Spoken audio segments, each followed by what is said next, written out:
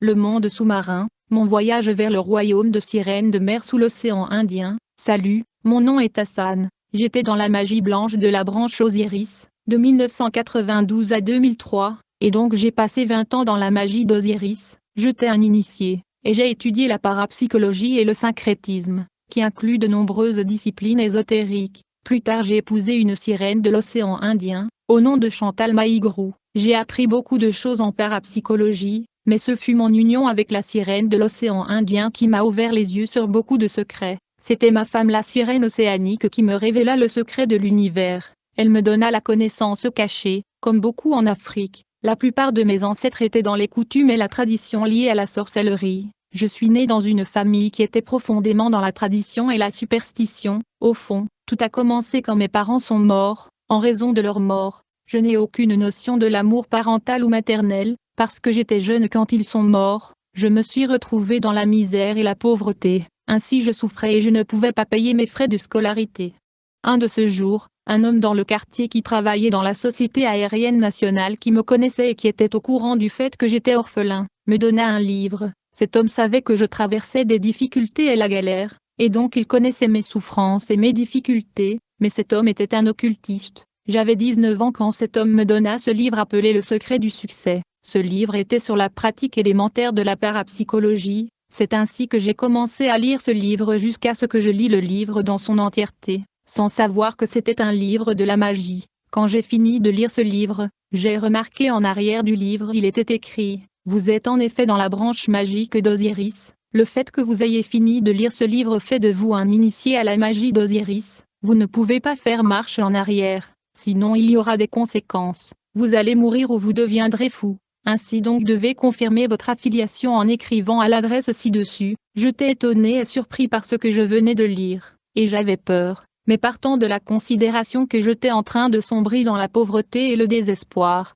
je me suis dit qu'il n'y avait rien à perdre. Laissez-moi tenter ma chance. Par conséquent, je me suis mis à correspondre à l'adresse qui était indiquée dans ce livre. Je leur écrivais en relatant mes soucis, et ils me répondaient et m'écrivaient aussi. Après quelque temps, ils ont commencé à m'envoyer des articles et des ustensiles magiques pour le rituel cérémonial et de prière de l'incantation. En Afrique, beaucoup de gens font le vaudou, la sorcellerie, le macumba et le maraboutisme. À vrai dire, ceux-ci ne sont pas de la science occulte, mais plutôt du fétichisme. En effet, la magie blanche veut dire étudier et suivre un cours. Elle est effectivement supérieure au vaudou ou à la sorcellerie. Dans la magie blanche, il y a les disciplines comme la franc-maçonnerie ou la rose-croix, la science chrétienne, tandis que le vaudou et la sorcellerie sont du fétichisme. Ils diffèrent de la magie. Quand je fus initié dans la magie, j'ai développé la télépathie et télékinésique, à tel point que je pouvais injecter les pensées dans le cœur de gens. J'étais même à mesure de changer les pensées de gens, alors que je correspondais avec cette branche occulte de la magie d'Osiris. On m'envoya une poudre appelée catalyseur,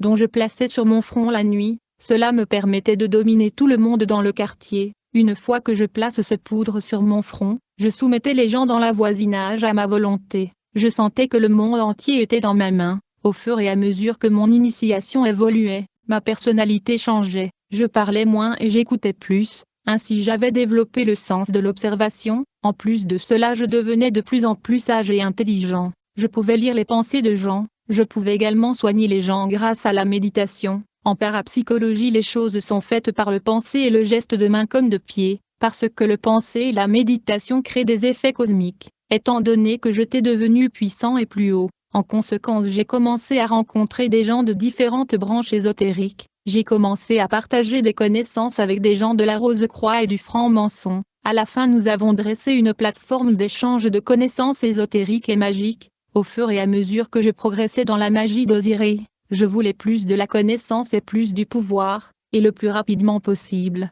Mais dans le loge où j'étais affilié, il y avait beaucoup de procédures et de protocoles. Mais cependant, j'avais hâte d'obtenir plus de puissance et de pouvoir. En effet, l'occultisme est comme un grand océan. Une fois que vous êtes à l'intérieur, vous serez tenté de pénétrer plus en profondeur pour plus de connaissances et plus de pouvoir. Et donc je voulais accélérer le processus de l'obtention de connaissances et du pouvoir occulte. C'est ainsi qu'un de mes amis dans le cercle mystique me suggéra d'entrer en contact avec le monde de sirènes et de Mami Vata. Il m'a conseillé de me marier avec une sirène des eaux. Ce dernier m'a donné de protocoles et des instructions que je devais suivre pour entrer en contact avec le royaume océanique des sirènes et des mamies Wata. Alors, j'ai commencé à écrire des lettres dans le parchemin que j'envoyais vers le royaume des sirènes de l'océan, et le monde des sirènes répondait à mes lettres. Après quelque temps, alors que la correspondance continuait, j'ai finalement décidé de rencontrer ces êtres surnaturels face à face. Pour cela, j'avais reçu des instructions sur la procédure à suivre. Il y avait beaucoup de précautions que je devais prendre avant d'invoquer ces êtres pré-adamiques, car elles sont puissants et extrêmement dangereux, sinon je risquais de perdre ma vie. Je savais que je pourrais perdre ma vie si j'échouais à faire les choses correctement. Il était donc nécessaire que je m'impose une certaine discipline corporelle et psychique. En effet, toutes mes protections seraient sans effet dans le royaume de Sirène. Alors, le préalable consistait de jeûner, tout en récitant certaines prières incantatoires dans un ordre précis, pendant un nombre de jours.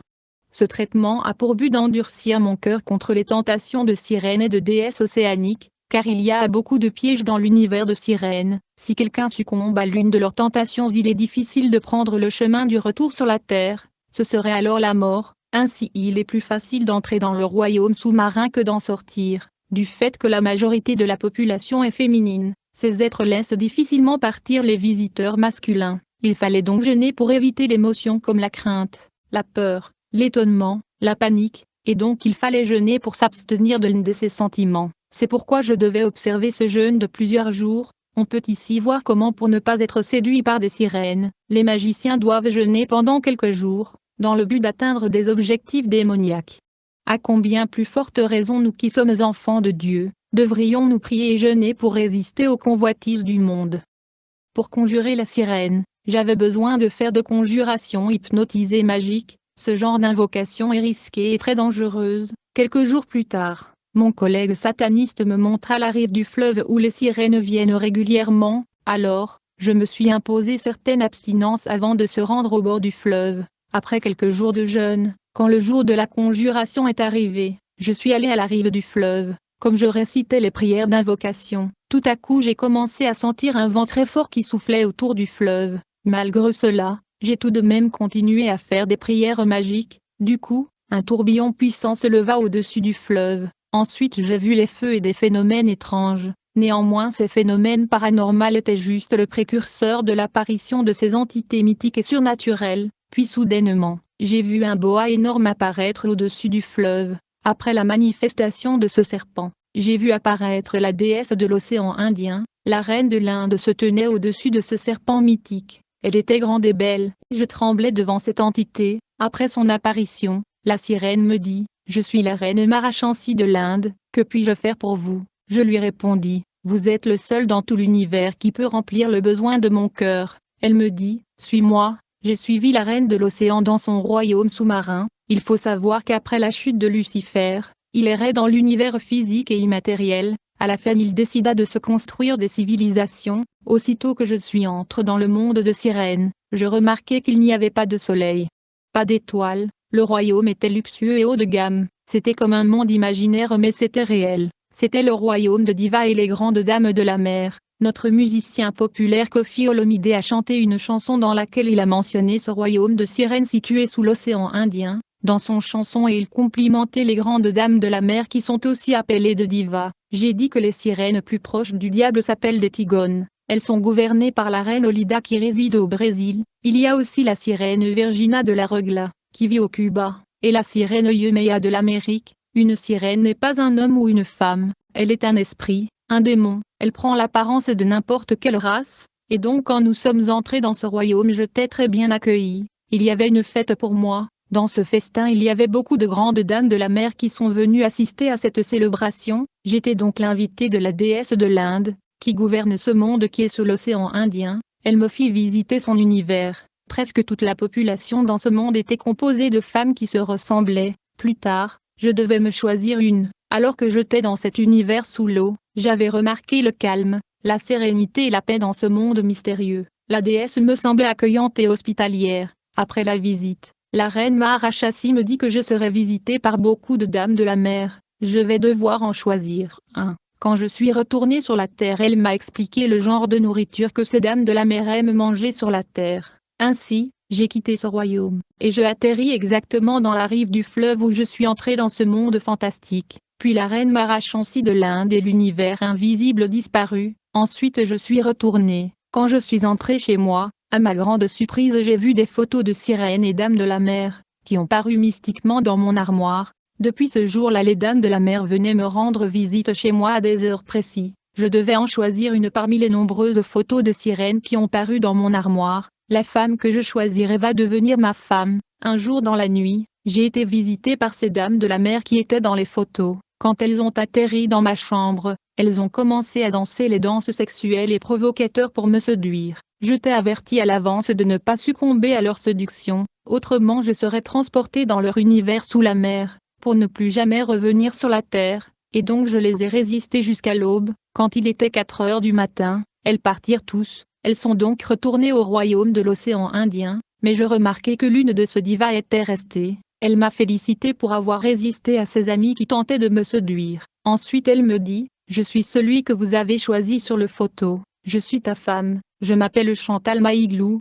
Après cette introduction, cette femme de l'océan me donna des instructions et interdictions que je devais observer. Elle me dit, Hassan, tu peux manger de la nourriture cuisinée par ta mère, mais pas une autre femme de cette terre. Tu dois être hygiénique, tu vas changer tes sous-vêtements tous les jours, tu ne vas plus jamais te marier avec une femme terrestre et avoir des enfants. C'est ainsi que j'ai commencé à vivre avec la sirène Chantal Maïglou de l'Inde. Elle m'a impacté la puissance et la force. Je suis devenu puissant, au fur et à mesure que je vivais avec elle. Elle m'a donné la richesse et la sagesse. La sirène avait la connaissance de milliers d'années, car elle est une créature pré-adamique, qui a été témoin de la naissance de Jésus sur la terre. Un jour elle me dit, Hassan, sais-tu que cette terre nous appartient, nous contrôlons 90% de ce monde, ces chrétiens sont seulement 10%, tout ce que vous voyez sur cette terre a notre signature et notre cachet, les nations nous appartiennent, la politique, le finance comme l'économie mondiale nous appartient, toutes les industries que vous voyez sur la terre nous appartiennent,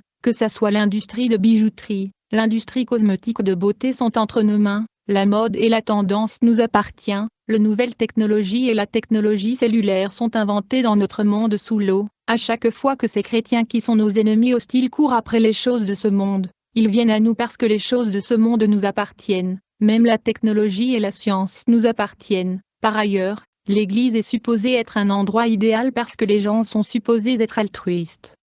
Les apôtres étaient altruistes. Ils ont abandonné complètement et de façon radicale ce monde. Et ils s'étaient totalement séparés de ce monde et de tous ceux qui s'y trouvent, parce que le monde et les choses qui s'y trouvent appartiennent au diable. Tout ce que vous voyez dans ce monde appartient au diable, comme les bonnes voitures, les vêtements comme leur tendance et la mode, la beauté comme la luxure et la richesse. Un vrai chrétien doit se séparer et se détacher du monde, mais le pasteur court après les choses qui appartiennent au diable. Il ne prêche que sur le bonheur terrestre. Ce monde à vrai dire n'appartient pas aux chrétiens. 90% du monde appartiennent au diable. Les disciples de Jésus-Christ sont morts pauvres parce qu'ils ont préféré perdre le monde et gagner la vie éternelle. Ils n'ont pas aimé la vie sur terre, c'est pourquoi ils ont tous hérité du royaume de Dieu. Si vous êtes chrétien et vous voulez gagner le monde qui appartient au diable, vous allez perdre votre âme, parce que pour autant que je sache, toutes les bonnes choses que vous voyez sur cette terre appartiennent au diable. Vous devez regarder les choses éternelles et rejeter les choses physiques qui sont temporaires. C'est pourquoi Jésus a dit que mon royaume n'est pas de ce monde.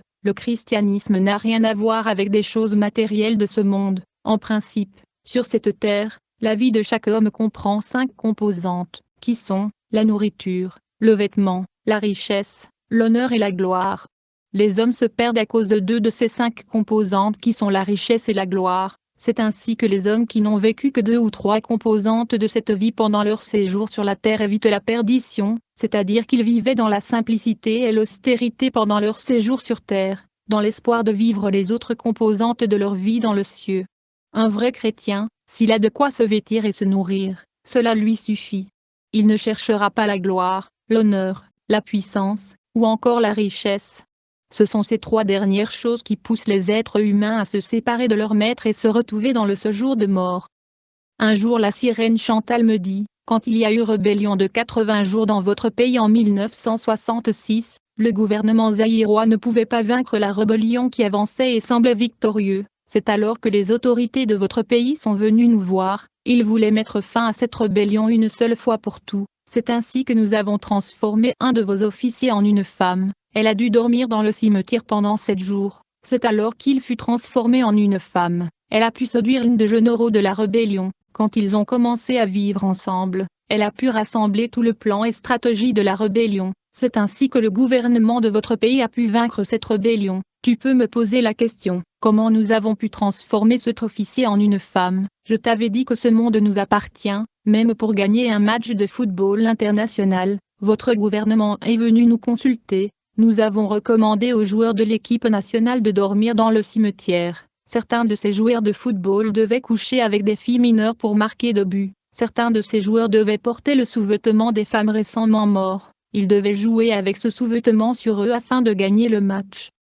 Il faut noter que Lucifer, qui est le dieu de ce monde, peut prendre de nombreuses formes. Il a de nombreuses apparences interchangeables selon la tâche qu'il est censé effectuer. Il est interopérationnel. S'il veut tuer, il apparaît comme un lion à 3 têtes pour punir. Il est appelé Vermont à 3 cœurs, mais il peut apparaître comme un ange de lumière pour impressionner le nouveau initié. En plus de cela, son totem est le chèvre Baphomet, avec la croix renversée. En outre, les membres de son gouvernement utilisent l'emblème du dragon qui est 666. Ceci est le pouvoir politique à travers l'Organisation des Nations dans l'Organisme des Nations Unies. 666 est la marque de la bête représentant l'Organisation des Nations. Il y a le système 555, le système 777, 1200. Le diable est le maître de tous ces systèmes. Il est le maître du système financier et économique, le maître du système politique et le système religieux. Chacun de ces systèmes sont représentés par un nombre. Il faut noter que tout dans ce monde appartient à Satan.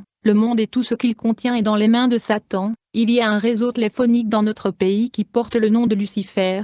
Après avoir été expulsé du ciel, Lucifer avait promis à Dieu qu'il s'opposera à lui de toutes les manières possibles. Ceci est la conspiration luciférienne. À la suite de la guerre mondiale qui a eu lieu dans la région céleste, selon qu'il est écrit, et il y eut guerre dans le ciel. Michel et ses anges combattirent contre le dragon.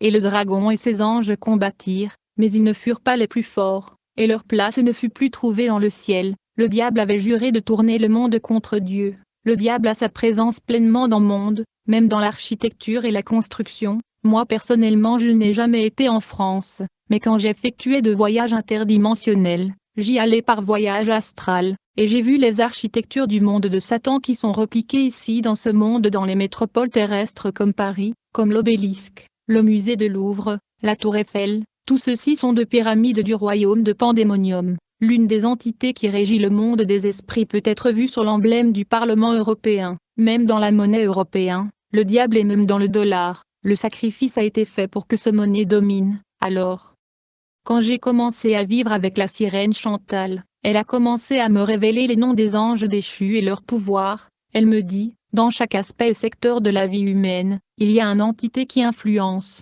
Cette dame de la mer m'a montré comment appeler et invoquer les esprits quel que soit le problème que je rencontre sur la terre. Elle me dit Hassan, il y a des entités et des démons que vous pouvez appeler pour obtenir de l'aide dans toutes les situations auxquelles vous vous retrouvez, qu'il s'agisse de santé, de la science, de la force physique, de la faveur, des sagesses.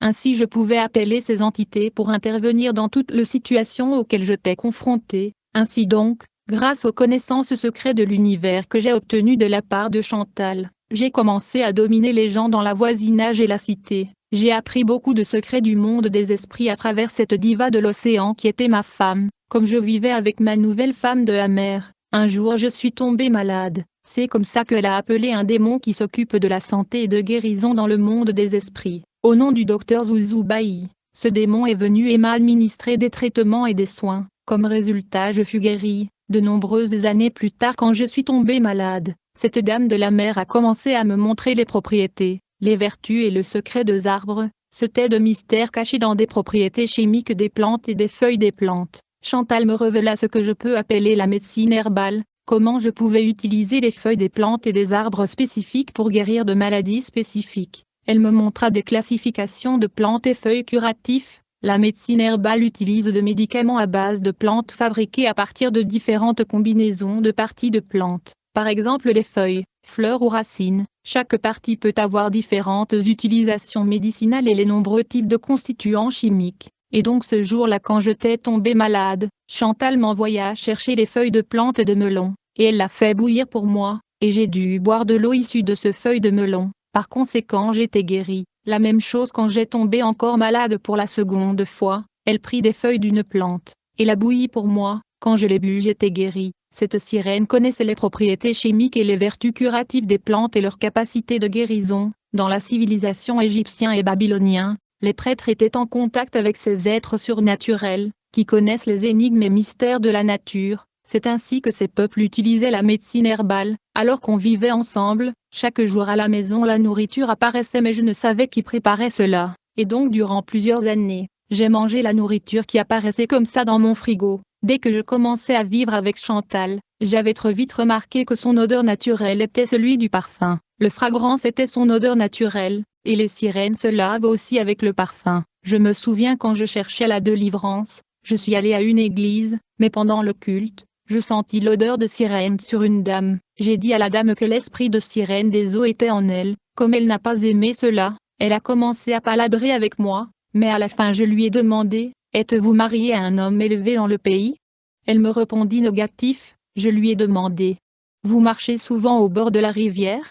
Elle me dit, « Je me promène souvent avec ma mère au bord de la rivière. » Je lui ai dit, « Un jour, alors que tu marchais avec ta mère près de la rivière, c'est alors qu'une sirène des eaux entra en toi, raison pour laquelle tu dégages le parfum des sirènes. » La dame de l'océan m'apportait souvent des parfums quand elle voyageait vers son pays sous l'océan Indien. Elle m'apportait beaucoup de choses, mais la majeure partie de l'argent qu'elle m'apportait, je devais l'utiliser le même jour. Il faut savoir qu'il y a de puissants anges déchus qui règnent avec Satan dans le monde invisible, comme Belial, Léviathan et la reine du ciel. L'activité principale de la sirène était de provoquer le débauche parmi les dames. C'est ainsi qu'elle m'envoyait jeter une poudre mystique la nuit dans le carrefour et les croisements, dans tout le place public là où les hommes et les femmes sont en tout temps. Cet envoûtement occasionnait la dépravation sexuelle parmi les victimes. La dame de mer Chantal travaillait avec le Léviathan, qui est représenté par le totem de crocodile dans la marque du vêtement de Lacoste. Elle travaille aussi avec Demeter qui est une sirène énorme.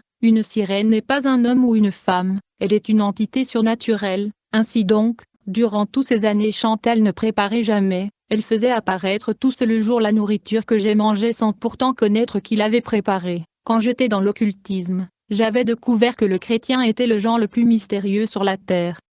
J'avais remarqué que le chrétien quand il marche dans la rue il est un, mais quand on s'approche de lui pour menacer sa sécurité, il devenait deux, une autre personne apparaissait, qui est l'ange de l'Éternel. Les chrétiens ont la marque et le symbole de Jésus sur leur front, mais ils ne savent pas comment utiliser la grande puissance que Dieu leur a léguée. J'étais dans le passé un pratiquant du spiritisme, je causais avec le mort. Souvent on allait dans le cimetière pour déterrer les morts, mais le cercueil des chrétiens et le reste sont protégés. À chaque fois qu'un sataniste ou un démon s'approche du tombe des chrétiens, il fait face à l'opposition angélique, mais quand un chrétien charnel meurt dans ses péchés, il souffre terriblement. Quand un pasteur défaillant meurt avec ses péchés, son funérail sera transformé en un festin, une célébration et une fête de démons. En conséquence, les démons de tout genre viendront prendre part à ce festin. Le victime sera soumis à des tortures incroyables. Il aurait été préférable pour lui de ne même pas naître. La mort d'un chrétien charnel est catastrophique. Il se verra entouré par des démons de tout genre, et il sera torturé par les démons d'une façon cruelle. Il y a un démon qui séjourne dans le cimetière. Au nom de Convenons, il est le démon qui détruit les projets et aspirations de Jean. Il travaille avec les démons errants qui lui apportent des informations sur la vue de Jean. Ce démon au nom de Convenons est volumineux, et c'est un géant. Il est celui qui dévore et consume le chair de ce chrétien charnel. La guerre et l'hostilité entre le royaume de Satan et l'Église est réelle, mais les chrétiens ne sont pas aussi pratiques que les occultistes. Quand un chrétien fait face à un problème il n'est pas pratique, en fait il disparaît devant son problème au lieu d'appliquer des instructions pratiques de la Bible. Chantal m'avait dit que Lucifer fut créé 6000 ans avant les hommes, il est 7 fois puissant que des anges moyens, mais les anges sont 7 fois plus puissants que les sirènes, qui sont 7 fois plus puissantes que les hommes. Dieu accorde parfois au diable l'accès à son trône. Lucifer est un grand et puissant chérubin aux ailes déployées. Quand il était au ciel, il était censé compléter un programme dans le 7 montagnes qui représente le 7 connaissances, mais il n'a atteint que le 3e niveau, et puis il se rebella, quand il y eut insurrection et soulèvement au ciel. Dieu connaissait tout dès le départ, mais il a permis cette rébellion et révolte de suivre sa cour. le diable a commencé cette insurrection et révolution avec Belzébul et Ataroth. Il fut rejoint par un autre ange supérieur puissant qui est adoré depuis l'Antiquité au nom de la Reine du Ciel. Cet ange est adoré dans toutes les civilisations, comme en Égypte au nom d'Isis, Iter dans le Moyen-Orient, ou Notre-Dame l'Immaculée Sainte Vierge dans la religion catholique. Beaucoup de disciples de Lucifer sont investis dans le cimetière parce que c'est un portail vers le monde de Satan. Ces gens sont appelés le roi de la terre. À chaque fois qu'un homme signe un contrat avec le diable, le bénéficiaire est toujours le diable, qui ne respecte jamais ses engagements car il est un trompeur. Quand j'ai signé le contrat avec le monde invisible, il était écrit dans le parchemin, tu nous aideras dans le monde physique et nous allons vous aider dans le monde invisible. Mais le diable est un malin. En effet, je me souviens d'un comédien célèbre dans notre pays qui avait signé un contrat avec le démon de la comédie du monde de Pandemonium. Le démon Rishacha est le dieu de la comédie et de l'humour, celui qui fait rire les gens dans le monde infernal de Satan. Quand le comédien avait signé un pacte avec ce démon, il ne savait pas qu'il y avait de termes et conditions cachés dans l'accord qu'il avait signé. C'est ainsi que ce comédien tomba victime car le démon de la comédie tua son fils. En fait, pour obtenir quelque chose de Lucifer, vous aurez besoin de sa signature et de celle de Belzébul et Ataroth. Si vous osez vous asseoir sur la même table avec Lucifer, il vous convaincra sûrement que Dieu est un dictateur et qu'il a mal réagi, et que Dieu lui a traité injustement. Après qu'il fut expulsé de sa patrie, le diable avait promis à Dieu qu'il s'opposera à lui et il effacera son nom sur la terre. Il accuse souvent la Bible d'être un outil de propagande qui le discrédite. Il dit toujours qu'il a une mauvaise réputation à cause de la Bible. Mais à vrai dire, le diable est un criminel et meurtrier. Ainsi, après avoir été expulsé du ciel, Dieu a décrit la condamnation de Lucifer et ses anges, et leur sort fut scellé, qui est le lac de feu et de soufre. Mais Dieu a donné une courte période à Lucifer et ses anges d'opérer librement dans l'univers avant d'appliquer la sanction sur lui et ses anges.